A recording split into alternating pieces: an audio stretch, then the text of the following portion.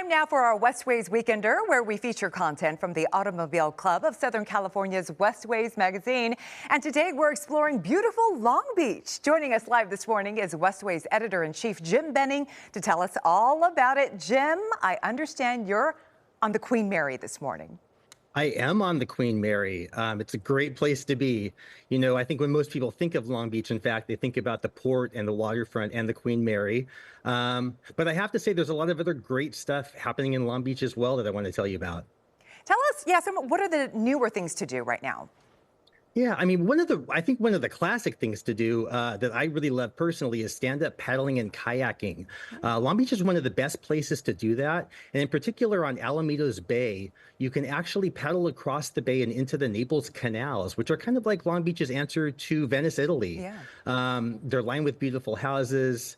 You can paddle under bridges, which is really fun. There's a rental place called Kayaks on the Water that makes it very easy. And for those who'd rather leave the paddling to somebody else, Gondola Getaway offers gondola rides with gondoliers. Oh, that is so cool. Absolutely. Yeah. You know, part of any getaway, part of any trip is, of course, the shopping, my favorite subject. So what are maybe some of the new cooler places to stop at? Yeah, I have to say, one of the hot places right now is Retro Row. That's on 4th Street between Cherry and Junipero Avenues. And it's lined with vintage clothing stores, antique shops. There's a very cool culinary bookstore called Kitchen Lingo that I love, a cheese shop called Au La Vache.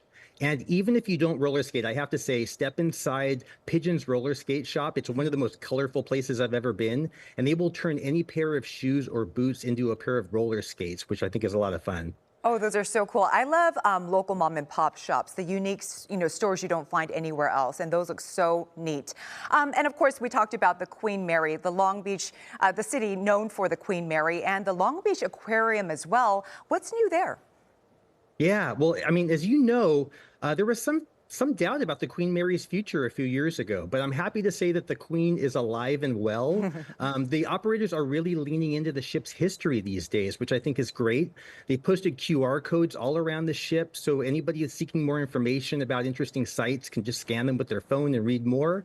There's a new museum on the ship. There's a new vintage candy shop that's a lot of fun. And right now I'm sitting in the observation bar, this very cool Art Deco bar where Winston Churchill probably once drank. And they are actually programming it with a lot of live events during the week, a lot of live music events, which is, I think, a great thing for both visitors and locals who are looking for something fun to do on a weeknight. I'm so glad that, people can still enjoy the Queen Mary. It has such a history here. So glad to see all those new things coming. Food, it really does. The best part of all, the food. Let's talk about places we should eat. Yes, I mean, there's the food scene, I have to say, is very hot right now. I highly recommend checking out Gusto Bread in the morning. It's on Retro Row. It was a finalist for the 2024 James Beard Awards. And the founder, Arturo Enciso, is doing some amazing Mexican-inspired breads and pastries and coffee drinks. I had something called an atole latte, which is made with espresso, heirloom maize cream, and milk that was incredible. For lunch, head to Cambodia Town. It's the largest population of Cambodians outside of Phnom Penh, and there is some great food there. I recently ate at Phnom Penh Noodle Shack. They're doing great stuff with soup and noodles with tantalizing and savory sauces. And the founders, they fled the Khmer Rouge decades ago, like so many people in Cambodia Town, and now the next generation is carrying on their tradition, and it's really a beautiful thing to see.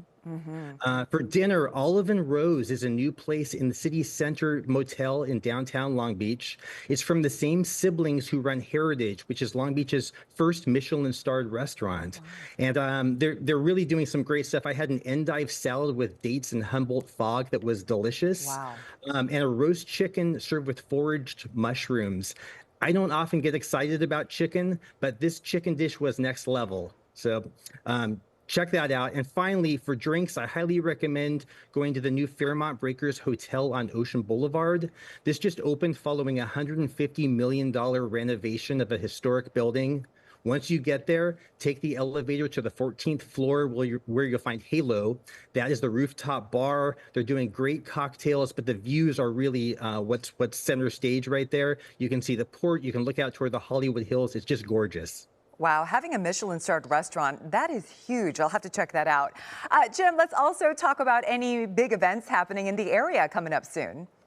Yeah, well, the biggie is the Long Beach Grand Prix. It's coming up in April, and this is the longest running major street race in North America. And this year marks its 50th year. So if you are into fast cars, that's the place to be.